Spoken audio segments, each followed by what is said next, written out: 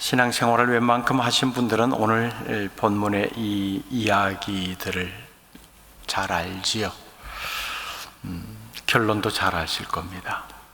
다시 한번 들여다보면서 이 이야기가, 이 사건이 오늘날 우리에게 주는 교훈은 어떤 것인지 함께 헤아려 보기를 원합니다. 오늘 본문에는 네 사람이 등장하지요. 아버지 이삭, 쌍둥이 아들 에서와 야곱, 그리고 어머니 리브가입니다. 아브라함으로부터 이어지는 가정들입니다. 특별한 점이 있지요. 하나님은 아브라함에게 언약을 주셨습니다.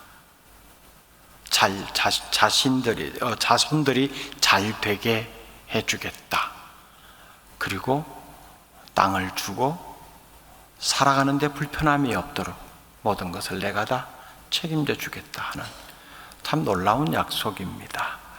이런 하나님의 언약의 복과 관련해서 오늘 이 본문에 등장하는 네 사람의 인물들이 가지고 있는 공통점이 있습니다.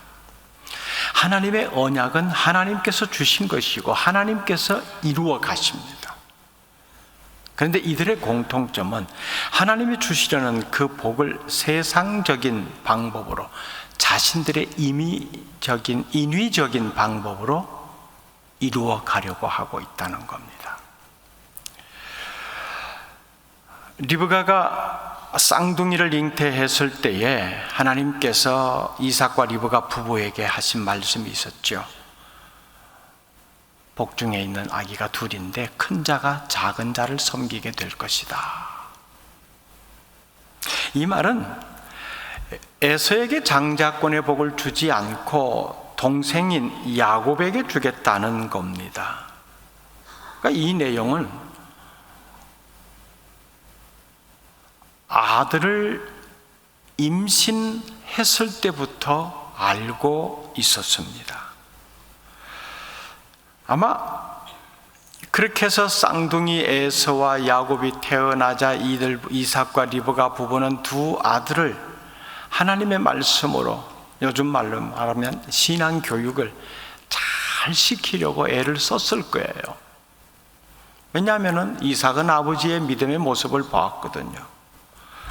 그리고 또 리브가의 입장에서 보면은 남편 이삭을 만나 시집을 왔는데 시댁에 와보니까 이게 어마어마한 가정이거든요. 그냥 좀 부자로 살아가는 그런 정도가 아니라 하나님으로부터 자기 시아버지가 받은 약속의 내용이 상상도 못하는 것들입니다. 그러면 그 약속이 자신들과 자신의 자녀들을, 그 후손들을 통해서 이루어져 갈 것인데, 그러기 위해서는 하나님 말씀 잘 따르고 순종해야 된다, 이 마음이 왜 없었겠습니까? 그래서 아마 어쩌면 이삭보다 어머니 리브가가 이 쌍둥이 두 아들에 대한 신앙 교육이 철저했을 것으로 여겨집니다. 그런데 이 아들들이 장성하면서 이 두 아들의 모습이 너무 다르게 나타나는 겁니다. 리브가의 눈에도 이게 들어왔어요. 왜 이렇게 다를까 하는 겁니다. 어느 날 사냥을 다녀온 에서가 배고프다는 이유로 팥죽을 쓰고 있던 동생 야곱에게, 야, 그 죽 한 그릇 주라. 그러고 동생이, 아이, 그럼 형님이 가진 장자권을 나에게 넘기시오. 그랬더니 고민도 없이, 그래 가져가, 나 지금 배고파 죽겠어 하고 그냥 아무 생각 없이 팥죽 한 그릇에 장자권을 넘겼지요. 근데 조금 더 들여다보면은 에서의 생각이 이럴 생각이었을 것이다 여겨집니다. 내가 팥죽 한 그릇을 먹고 그래 장자권 네가 가져라고 한다고 해서 이게 너한테 실제로 넘어가는 게 아니야. 이거 내가 말을 했다고 해서 네가 내 형님이 되고 내가 네 동생이 될 거, 이건 현실적으로 안 되는 일이야. 그러니 그냥 가볍게 얘기했을 수도 있겠죠. 가져. 근데 속으로는 그건 현실적으로는 안 되는 일이야. 그렇다 하더라도 에서는 자신에게 주어진 장자의 명분을 그렇게 가볍게 여겼다는 것은 분명히 문제입니다. 그리고 오늘 본문 27장 1절 앞선 26장 34절 35절 같이 볼게요. 에서가 어떤 삶을 살고 있었는지. 시작. 에서가 40세에 헷 족속 브에리의 딸 유딧과 헷 족속 엘론의 딸 바스맛을 아내로 맞이하였더니 그들이 이삭과 리브가의 마음에 근심이 되었더라. 이게 이삭과 리브가의 마음에 굉장히 걸림돌이 되었습니다.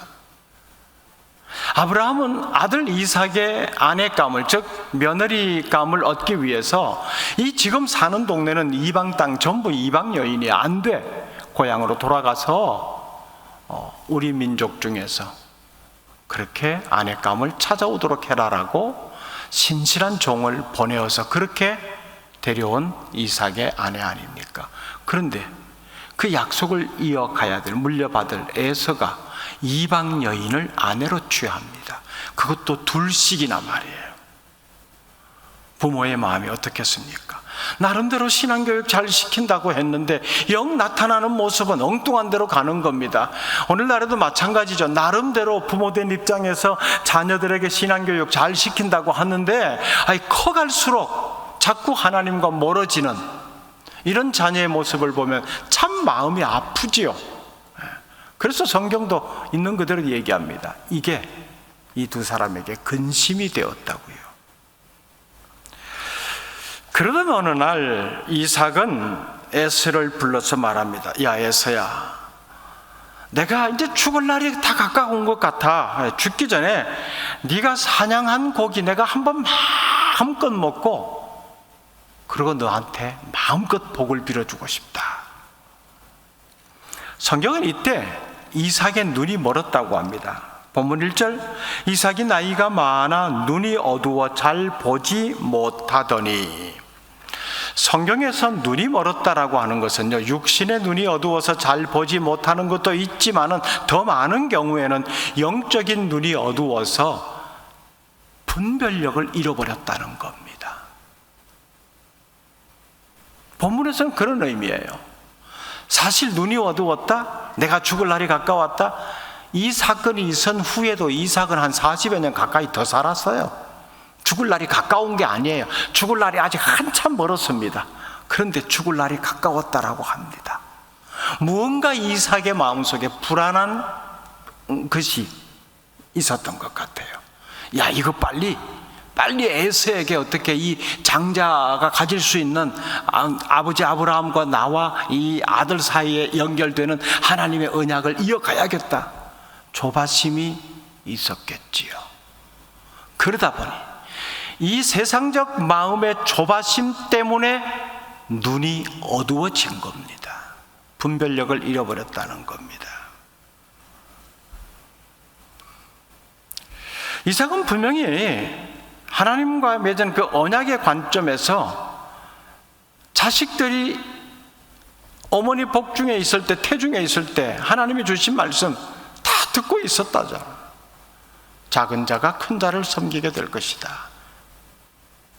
그럼에도 불구하고 아버지 이삭은 쌍둥이 아들 중에 에서를 더 마음에 두는, 소위 말하는 편애하는 마음을 가졌고요.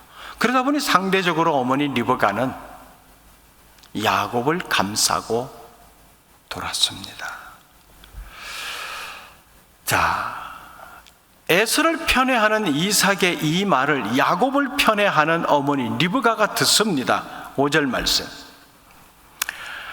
같이 볼게요. 이삭이 그의 아들 에서에게 말할 때에 리브가가 들었더니 에서가 사냥하여 오려고 들로 나가매.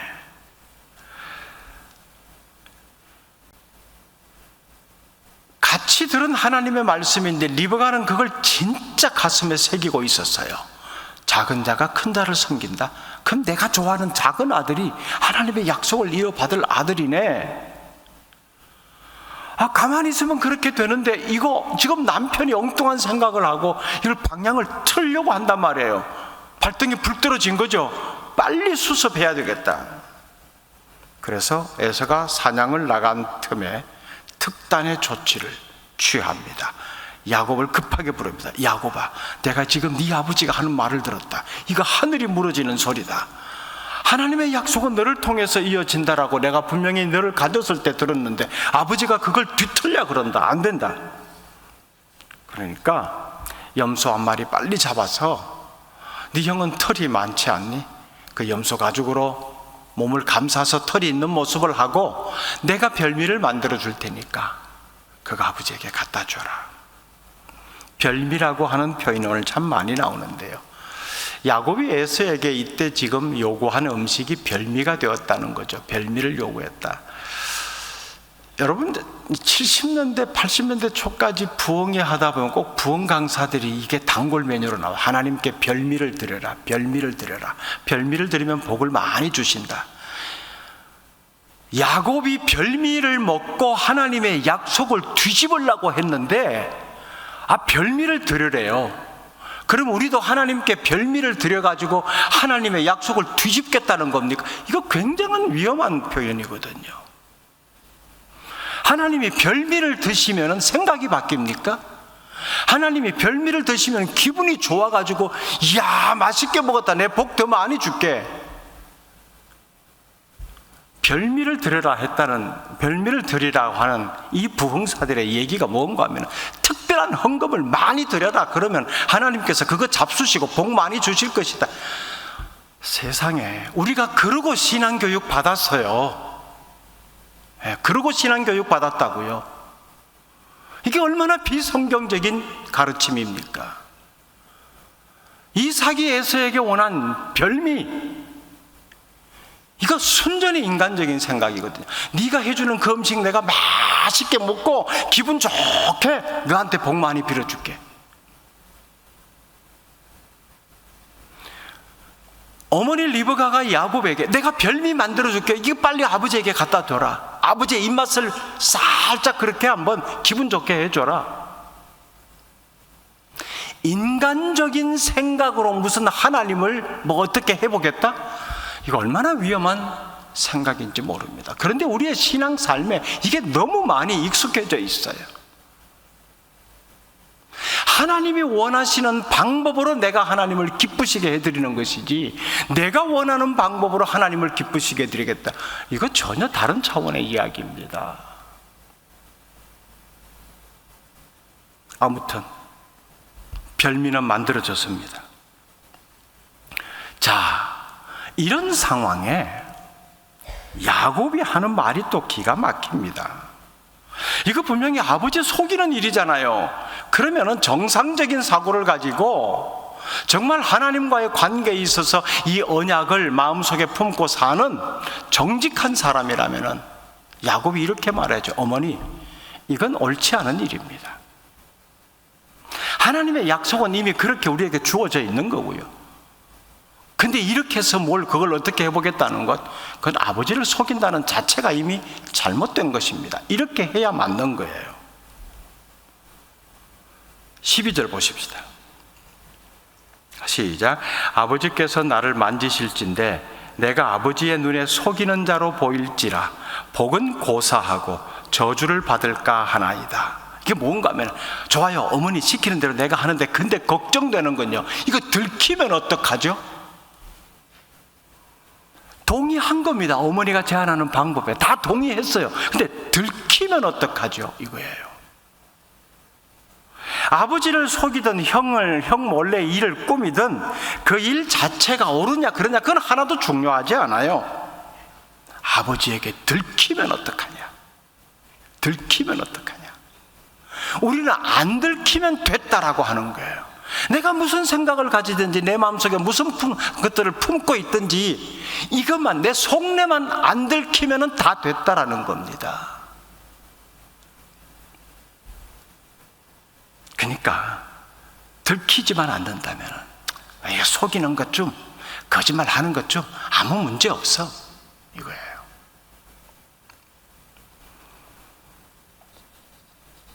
리브가에 이어지는 대답은 더 기가 막힙니다. 13절 시작. 어머니가 그에게 이르되 내 아들아, 너의 저주는 내게로 돌리리니 내 말만 따르고 가서 가져오라. 자식을 위한 부모의 희생이 요즘 한국 부모와는 비교가 안 됩니다. 저주는 내가 다 받을게. 너는 엄마가 시키는 대로만 해. 모든 건 엄마가 책임지는 거야. 너는 아무런 죄 없어 들켜도 엄마가 다 감당할 거야. 거짓을 꾸며서 속여서 무언가 일을 하면서도 책임은 내가 질게. 너는 엄마가 시키는 대로만 해. 이게 자식을 위한 바른 모습일까요?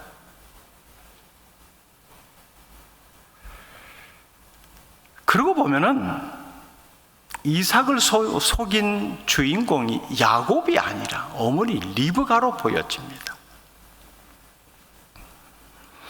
결국 리브가는 하나님의 뜻을 이루기 위해서 자신이 생각하는 인간적인 방법을 사용하기로 한 거죠. 이런 실수가 오늘날 우리 신앙의 삶 가운데도 다반사로 일어나고 있습니다. 결과만 좋으면은 그거 다 하나님이 기뻐하시는 것이야. 이런 등식 속에 말입니다. 결과만 좋으면은 하나님이 다 좋아하신다, 기뻐하신다. 그러면은 결과만 좋으면 하나님은 하나님께 헌금을 많이 드리면은 하나님이 참 기뻐해. 내가 가진 거 별로 없으니까 남의 것 훔쳐서라도 하나님께 헌금 많이 드리면 하나님 좋아하실 거야. 탈세를 하고 노동력을 착취해서 번 돈으로 나 구제 많이 하고 있어. 개척교회 지원 많이 하고 있어요. 그죠? 겉으로 드러난 모습은 굉장한 모습이지만 그 돈이 어떻게 모아졌느냐는 거죠. 탈세를 해서 노동력을 착취해서 그 하나님 기뻐하실까요? 인간적인 방법이 얼마나 위험한가를 우리가 깨달아야 됩니다. 그러니까 내 방법대로 하나님을 기쁘시게 하려고 하지 마세요. 하나님이 원하시는 방법대로. 그래야 정말 하나님을 기쁘시게 하는 것입니다.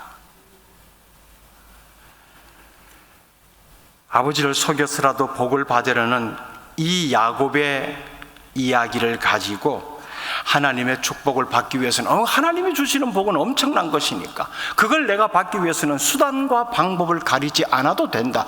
이 야곱도 지금 거짓말을 하고 결국은 복을 받았지 않느냐. 그렇게 적용시켜서는 안 됩니다. 나중에 결론에 가서 한번 보십시다. 어쨌든 이렇게 해서 아버지를 속여서 야곱은 축복을 받습니다. 근데 그 결과는요, 에서가 분을 품죠. 동생 야곱을 죽이려고 합니다.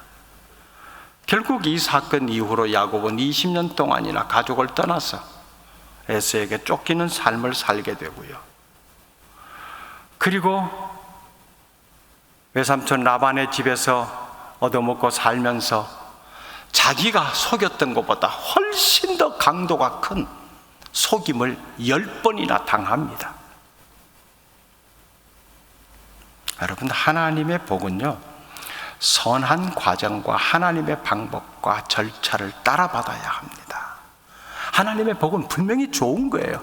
그걸 내가 인위적으로 받아보겠다, 아닙니다. 그리고 하나님의 복은 하나님의 때에 하나님의 방법으로 하나님께서 주시는 거예요. 약속했는데요, 작은 자가 큰 자를 섬기리라. 이거 하나님의 약속입니다. 더디 이루어지는 것처럼 보이지만은 약속은 진행되고 있어요, 계속해서. 근데 그걸 못 견디는 거죠. 혹은 진짜 그렇게 되면 어떡하나라고 불안한 마음이 생긴 거죠. 인위적으로 막아보겠다고 하고, 인위적으로 막힐 것 같으니까 그럼 나는 또 다른 인위적인 방법으로 다시 어떻게 해보겠다, 이렇게 되죠. 계속 인간적인 방법들이 물고 물리는 겁니다. 하나님 보시기 얼마나 한심했겠어요.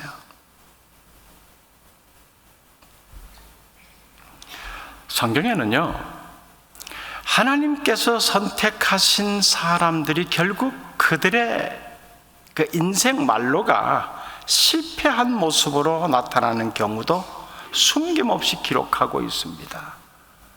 그 대표적인 사람이 가룟 유다죠. 구약에도 이런 인물들이 있습니다. 삼손도 그렇잖아요. 그렇게 하나님의 일을 감당하는 위대한 지도자로 나섰지만 결국은 마지막에 눈이 멀게 되는, 자신의 생각과 마음이 전혀 다른 데 가 있었던 것으로 인해서 비참한 삶으로 마감합니다. 솔로몬도 마찬가지입니다. 그 화려한 영광 결국은 자신의 것으로 다 만들어버렸습니다. 이런 부분들이 우리에게, 오늘날 우리에게 시사해 주는 바가 참 큽니다. 성경은요 절대로 인간의 위대함을 말하고 있지 않습니다. 아무리 큰 일들을 감당했다 할지라도, 하나님의 손에 크게 쓰임받았다 할지라도 그 사람이 위대했다 그렇게 말하지 않습니다. 하나님께서 선택한 사람도 허점들을 다 가지고 있다는 거예요. 그 대표적인 예는 다윗이라는 걸 우리가 알고 있잖아요. 하나님 마음에 합한 자라고까지 했지만 그 위대한 성군 다윗도 결정적인 실수를 범했습니다. 인간은 위대하지 않습니다. 저 사람이 위대하기 때문에, 능력이 있기 때문에, 탁월한 어떤 무슨 방법을 가지고 있기 때문에 하나님께서 그 일을 맡기셨다? 아닙니다. 리브가가 야곱을 시켜서 아버지 이삭을 속였고, 야곱도 어머니의 그 계략에 동조해서 일을 진행시킨 이 내용은, 어떻게 아내가, 자식이 남편을, 아버지를 저렇게 속일 수 있을까? 이건 정말 윤리 도덕적으로 용납될 수 없는 문제다. 충분히 그렇지요. 오늘날도 그렇습니다. 속인다면은. 그런 차원으로만 이 내용을 이해해서는 안 됩니다. 리브가와 야곱이 당장 눈에 보이는 현실적 이익에 눈이 어두워서 속였던 건 아니거든요. 약속이, 이거 뒤틀면 에서에게 장자권의 그 약속이, 축복이 이어지는데 이거 속여서 우리가 우리 것으로 만들자, 그런 차원에서 시작된 일이 아니잖아요. 이미 자기 것으로 되어 있는 거예요. 근데 이게 이상하게 자꾸 가로막히는 상황이 되니까 이건 안 되겠다, 막아야 되겠다라고 하는 어떤 좀 좋은 쪽의 마음도 분명히 있었을 거예요. 그렇다고 해서 이삭을 속인 것이 잘했다라고 하는 것은 아닙니다. 분명히 이거는 윤리 도덕적으로 심각한 문제이면 틀림없습니다. 하나님은요, 성경에 등장하는 우리가 본받을 만한 사람들 중에 분명히 하나님으로부터 선택받은 사람들인데 그들이 실수하는 모습 성경에 다 기록되어 있거든요. 그것을 가감없이 기록해 놓은 이유는 인간은 별 수 없는 존재라는 거예요. 다 실수할 수 있다는 겁니다. 그렇게 부족하고 실수할 수 있는 모든 면들을 가지고 있지만 그럼에도 불구하고 우리를 하나님의 자녀로 불러주셨다는 사실, 이게 은혜죠. 이게 은혜입니다. 은혜, 진짜 은혜예요. 값진 은혜 말입니다. 실수해요.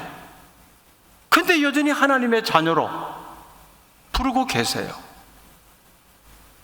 그렇기 때문에 하나님에 의해서 부름을 받고 선택받은 자는 언제나 겸손해야 된다는 겁니다. 능력이 있어서, 경험이 많아서, 남들보다 뛰어난 무언가가 있어서가 결코 아니기 때문입니다. 나는 저 사람보다 상대적으로 실수를 덜하기 때문에 아니에요. 작은 실수의 잦은 실수보다는 큰 실수 한 방이 훨씬 더 클 수 있어요. 나는 한 번밖에 실수 안 해서 그렇게 변명할 수 없습니다. 그러니까 선택을 받고도 인생 말년에 민망한 모습이 나타나지 않도록 조심해야 합니다. 솔직히 우리의 신앙, 야곱이 어떻게 그렇게 어머니와 공모해서 아버지를 속일 수 있을까라고 비난하겠지만은, 야곱과 비교해보면 어떨까요? 우리의 모습 말입니다. 세상에서는 법 없이 살 수 있는 사람이다라는 등 이런 말로 내가 칭찬을 듣기도 하고, 교회에서 시키는 일 순종하는 모습으로 그렇게 잘 감당하고 개인적인 신앙 훈련도 아주 잘 되어 있고 그런 평가 받을 수 있지요. 나 거짓말 못해. 거짓말은 나쁜 것이야. 그런 차원에서 부모의 말씀이 좀 부당하더라도 거역해 본 적도 없고요. 굉장한 자부심을 가질 만한 모습입니다. 당연히 그래야지요. 그러나 믿음이 단지 그런 도덕적인 윤리적인 기준 차원 그걸 흡족하게 했다고 그래서 믿음이 좋다, 그러면 안 돼요. 믿음은 그 차원의 것이 아니거든요. 그걸 뛰어넘는 겁니다. 윤리 도덕적으로 하나님 보시기에 참 좋다라고 해서 선택받은 사람 별로 없어요. 문제는 하나님과의 관계성입니다. 생명의 관계를 지금도 이어가고 있느냐, 이걸 늘 점검해야 돼요. 에서가 우리가 살폈듯이 가나안 여인을, 그것도 둘씩이나 아내로 맞았습니다. 이방 여인이잖아요. 가나안 여인을 아내로 맞았다고 하는 것은 자기가 살고 있는 지역이 지금 가나안 지역입니다. 이방 민족이 살고 있는 지역. 여기저기 싸돌아다니다 보니까 굉장히 이 문화가 멋져요. 놀기 딱 좋은 문화입니다. 너무 재밌어요. 그러다 보니 그 문화에 흠뻑 이미 젖어버린 겁니다. 당연히 그 결과로 이방 여인을 취하는데 별로 그렇게 마음에 거리낌이 없는 거지요. 거룩한 삶을 요구받은 자 아닙니까? 약속의 가정으로 이어지고 있는 그 가정의 사람 아닙니까? 근데 그 거룩한 삶 별로 관심 없습니다. 하나님의 말씀대로 살려니까 너무 힘들고 귀찮아요. 그리고 현실적으로 뭐 별로 신뢰가 따르는 것도 없어요. 힘들 뿐이지. 그러니까 장자권? 그거 네가 가져. 그건 뭐 아무것도 아니야. 쉽게 말을 뱉어버릴 수 있는 겁니다. 자, 그러면 결론을 맺습니다. 이런 이야기 스토리, 뭐 잘 아는 이야기 오늘 다시 한번 확인해 보았습니다. 오늘 이 이야기의 진짜 주인공이 누굴까요? 별미를 먹고 싶었던, 그래서 마음껏 에서에게 축복을 해주고 싶었던 이삭? 아니면 아버지의 말에 절대적으로 순종해서 아버지 잠깐만 기다려서 내가 금방 사냥해서 고기 만들어 별미 잘 대접해드리겠습니다 한 에서? 아니면은 야곱? 리브가? 누가 주인공일까요?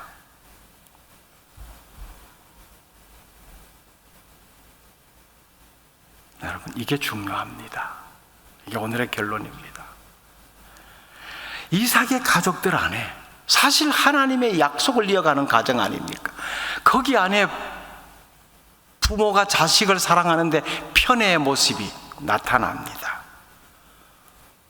뭔가 자기가 유익이 될 만하다고 싶은 것에 순리적으로 기다림 없이 거짓을 꾸며서라도 만들어내려고 합니다.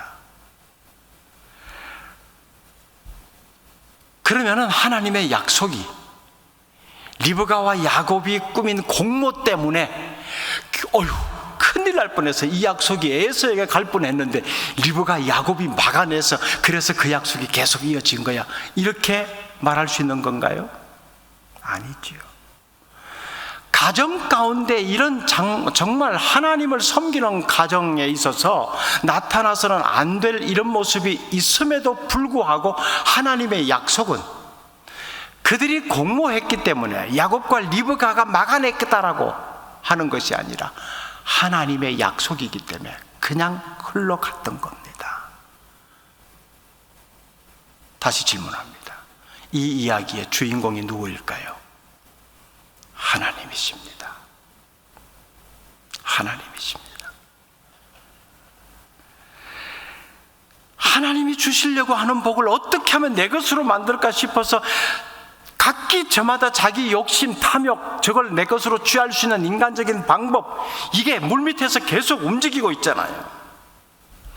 그런 잘못된 모습이 있음에도 불구하고 하나님은 하나님이 정하신 그 방법, 그 계획, 전혀 이런 상황에 영향 안 받으신다는 겁니다. 안 받아요. 하나님의 일은 하나님이 여전히 이루어 가십니다. 약속해 주신 거거든요. 어떻게 해서 뭘 해서 이렇게 해서 막아보려고 그러고 저렇게 해서 물꼬를 다른 데로 돌려보려고 그러고 이렇게 해서 사람들을 좀 속여서 저건 내 것으로 만들어 보려고 한다. 안 통합니다.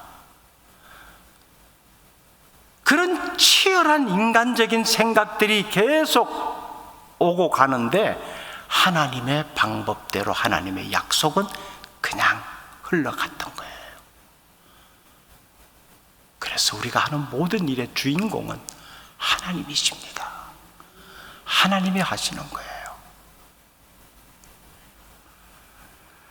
하나님의 복을 하나님의 때와 하나님의 방법이 아닌 인간적인 방법, 세상의 방식으로 하려고 하다 보면은 복이 오기보다는 훨씬 더 오랜 세월 고통 속에 있어야 돼요. 그래서 하나님은 전심으로 중심이 하나님께로 향한 자를 오늘도 찾고 계시는 겁니다. 그런 사람들이 없다고 해서 하나님의 일이 중단되는 건 결코 아닙니다.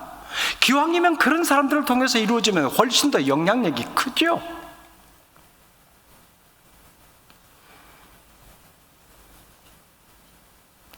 야곱이 하나님의 이 복을 받았다, 속여서 이렇게 받았다, 결국 결과는 복을 받았지 않느냐? 자꾸 결과론적으로만 생각할 수 있겠죠. 결과적으로 복을 받았지 않느냐? 그러면은 중간의 방법은 역시 야곱과 리브가의 생각을 내가 가지려고 하는 거죠. 방법 그건 문제가 돼? 가지면 되는 건데.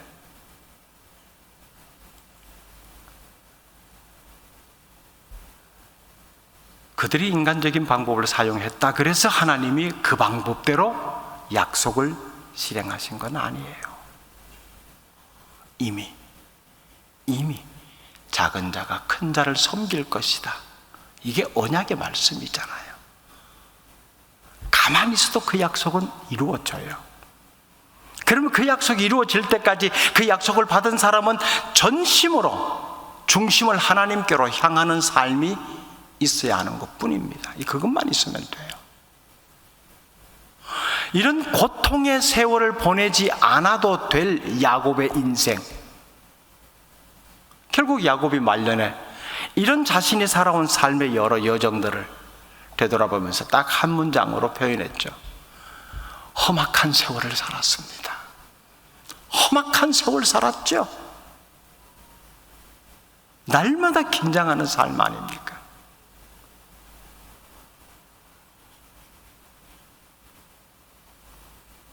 여러분, 복의 근원이신 하나님을 신뢰하시죠.